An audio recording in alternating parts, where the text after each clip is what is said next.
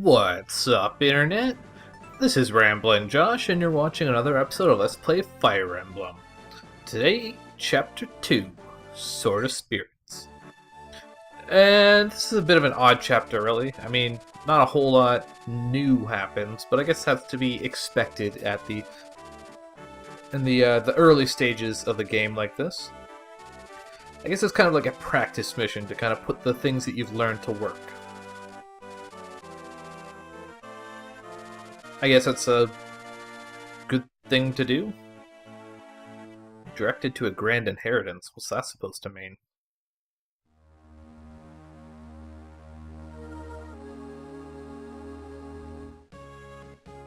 Alright. The heck is that lady in the middle of the screen doing? Sacred sword. Why would you pray to a sacred sword for safety on your journey? How quaint. Well, that doesn't look very good. The Katti, huh? Well, I mean, I'm sure it can be. Sacrilege. I don't know. They come up with some pretty interesting names for their kind of generic boss enemies. They're just like random bandit bosses that don't have any bearing on the story whatsoever, but yeah. So this guy is glass.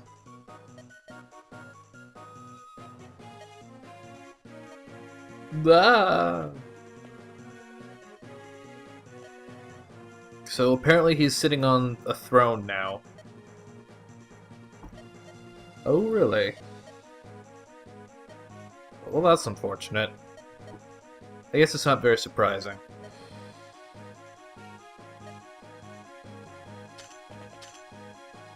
Goodbye.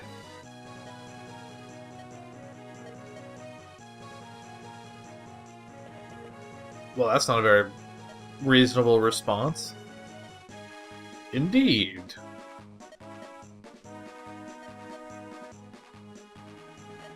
Oh no! I'm not sure how you can look virtuous. I guess you could look evil pretty easily. And I mean, knights are supposed to be virtuous, I guess, even if these guys are technically cavaliers and not knights. Hello? I mean, I guess we could do that. So, they instruct us to visit these houses in this mission, which is another one of those things that we have to do. It's a little bit unfortunate, though, because the whole visiting houses is not really an important thing to do throughout the game. I mean, you can get little tidbits of backstory and stuff, but usually there's not a real important reason to visit a house. I mean, the main reason to visit the houses here is just because you get tidbits of little information. Visit this house. Yeah. Unfortunately, these are all, like, tutorial houses. So, it's just discussing things that I'm going to be saying anyways.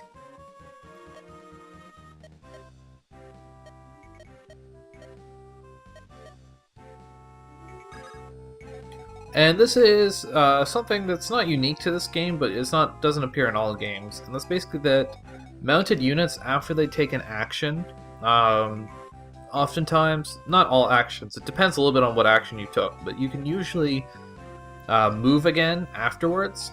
And so, basically it's the remaining amount of movement you have left. So I believe Cavaliers has 6 movement? 7. So if I moved 5 squares, 1, 2, 3... Was I starting here? Yes, I was. 5 squares down here, and that leaves me with 2 movement afterwards. So I can move those 2 remaining squares after I have taken my action, which can be pretty convenient. Ah yes, and fortresses. You can stand on a fortress and they will recover your HP. I believe it's something like 2 HP a turn or something. And they offer 2 defense as well, which is pretty handy. So let's sit on there. Actually, I should have made sure I had my sword equipped. Pretty sure I do, yeah. Whatever weapon is on the top of your list is just the weapon that you will automatically attack with when you are counterattacking. Although he went for Lyn, so yeah. The AI can actually be pretty brutal sometimes. It's very good at determining they have the highest capable, like who they're most capable of dealing damage to.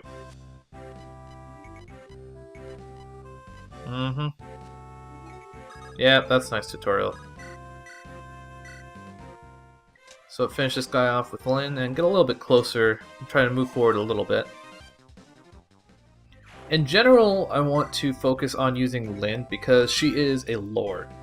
Lords are, if you have played the Fire Emblem games before, you're probably familiar with, Lords are basically the main characters in the game, and we kind of knew that already, that Lyn was important.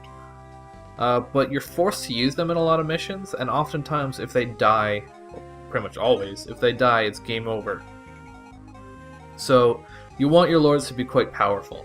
So it's important to get Lyn's level up, but we want Sane's level as well. Kent we don't care about, because we're not going to be using him. He's relegated to the easy jobs and stuff that doesn't give experience. Now, as to how to actually get into this place, we discussed that a little bit, or it was discussed and we were kind of there. There's two ways to go about it.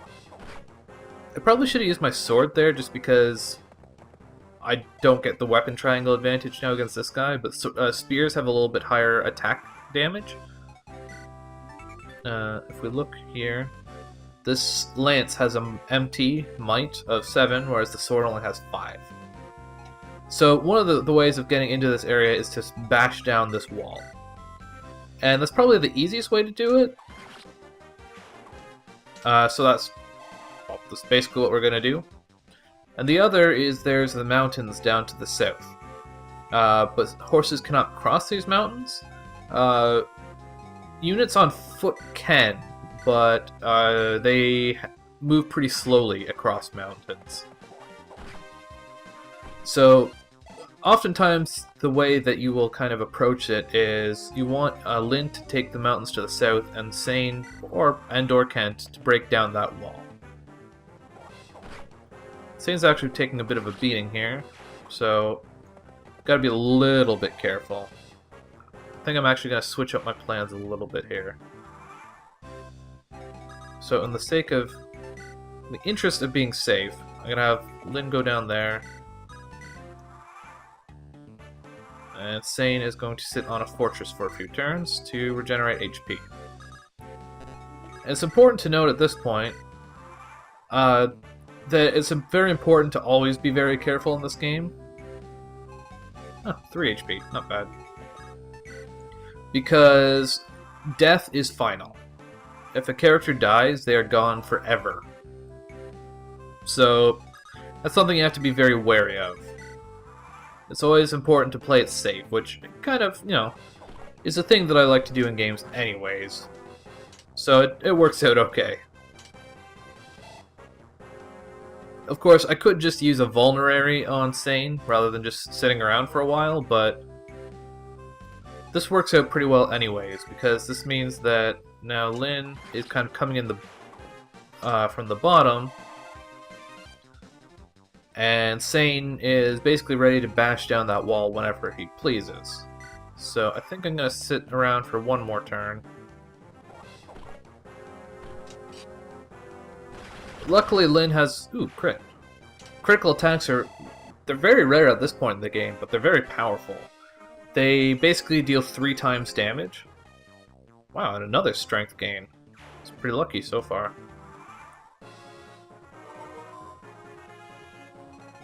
And the music has changed because it's just glass left. So, bust down this wall. And glass is immobile. Random interesting thing, you can actually stand on this pillar, and it gives you a decent environmental bonus. It's actually... Sane is level 2 and she's level 4, so I want Sane to finish this guy off. So, start the battle with Lyn. This guy's actually a different kind of unit. We've only fought bandits so far. They use axes. This guy's actually a mercenary, who obviously has a different sprite, as well as uses a sword. So using a sword against another sword user is perfectly acceptable. There's no advantage one way or another.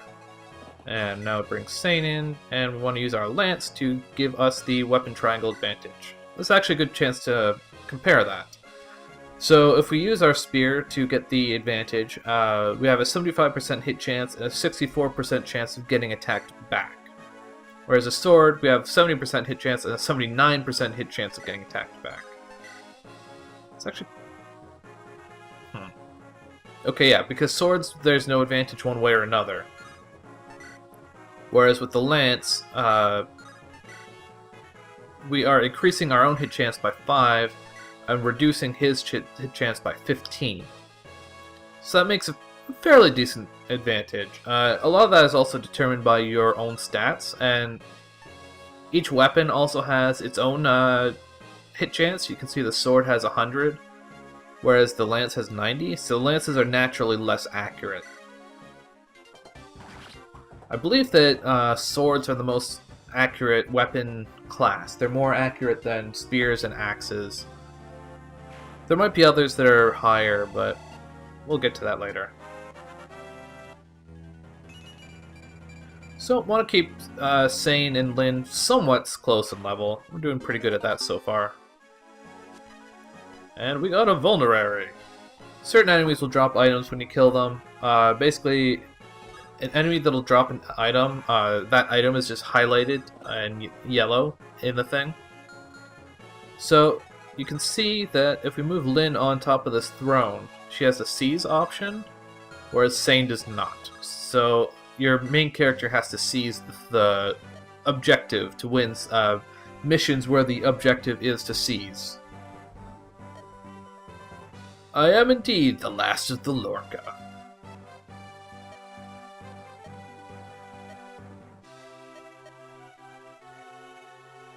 Oh, so what? The sword didn't judge glass at all? This guy just didn't remove his spell? It's a sneaky old man.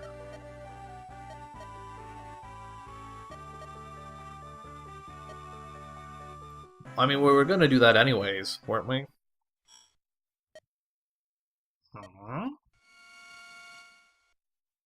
Bright light!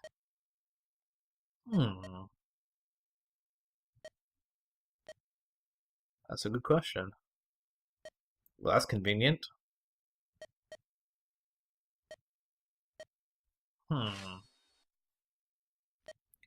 Shiny.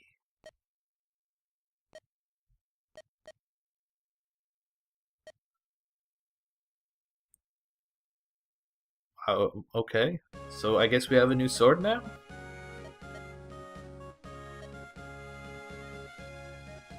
Yeah, meet your destiny head on. So we get the Katti,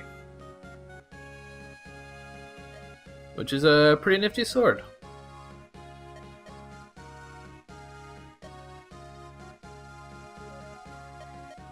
Really? I guess they're not so special then, are they? I have a hard time believing it's that commonplace, honestly.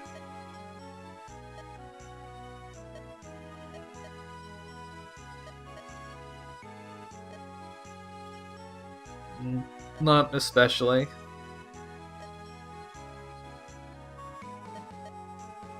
That's actually a good point. Only Lyn can use the Katti, because Kent and Sane can both use swords. And you can trade weapons between characters, but neither of them can use the Katti. Only Lyn can. Which I believe the technical term for that in Fire Emblem games are weapon PRF class weapons. Because every weapon has a certain required proficiency for you to use them. Like, I think Iron Swords need an E in sword proficiency, whereas the next level up would need a D. But PRF weapons are weapons that only a specific character can use regardless of their proficiency. I hope I got that right. What's all this then? Oh, Castle Kaelin. Why, hello there, Lundgren.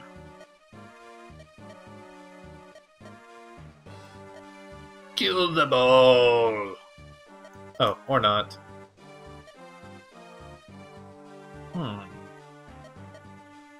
Well, he's an ambitious little evil man. It's already drinking the poison. Why can there... I would think the deed has been done already. What room is there for blunders now?